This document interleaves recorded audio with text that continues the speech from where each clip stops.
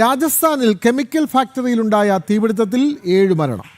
ഭിവാഡിയിലെ കുഷ്ഖേര കരോലി വ്യവസായ സ്ഥാപനത്തിലാണ് തീ അപകടമുണ്ടായത്. 5 പേരെ പരിക്കുകളോടെ രക്ഷപ്പെടുത്തിയെന്നും അന്വേഷണം ആരംഭിച്ചതായും ഭിവാഡി അഡീഷണൽ SP അതുൽ സാഹു അറിയിച്ചു. വിവരങ്ങളുമായി ഡൽഹിയിൽ നിന്ന് ജിഷ്ണു കൃഷ്ണൻ ചേരുന്നു. ജിഷ്ണു, എങ്ങനെയായിരുന്നു അപകടം? മരണം ഇപ്പോൾ 7 എന്നുള്ള ഒരു കണക്ക് പുറത്തു വരുന്നുണ്ട്. ഇപ്പോൾ ഈ തീപിടുത്തം അത് നിയന്ത്രണ വിധേയമാക്കിയിട്ടുണ്ടോ? കൂടുതൽ വിവരങ്ങൾ ജിഷ്ണു കൃഷ്ണൻ.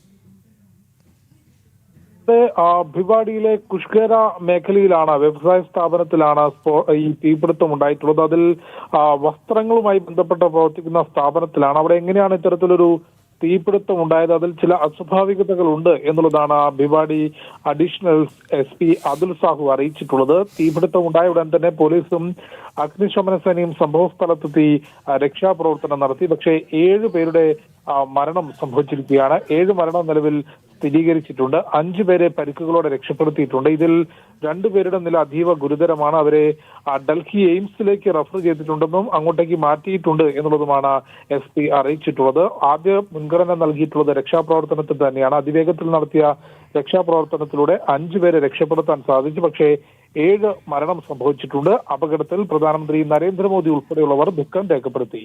വിനോദം വ്യക്തമാണ്. രാജസ്ഥാനിൽ കെമിക്കൽ ഫാക്ടറിയിലുണ്ടായ തീപിടുത്തത്തിലാണ് 7 മരണമുണ്ടായത്. ഭിവാഡിയിലെ കുഷ്ഖേര കരോലി വ്യവസായ സ്ഥാപനത്തിലായിരുന്നു ഈ അഗ്നിബാധ. 5 പേരെ പരിക്കുകളോടെ രക്ഷപ്പെടുത്തി എന്നും റിപ്പോർട്ട് ചെയ്യുകയാണ്. ഡൽഹിയിൽ നിന്നും ജിഷ്ണു കൃഷ്ണൻ.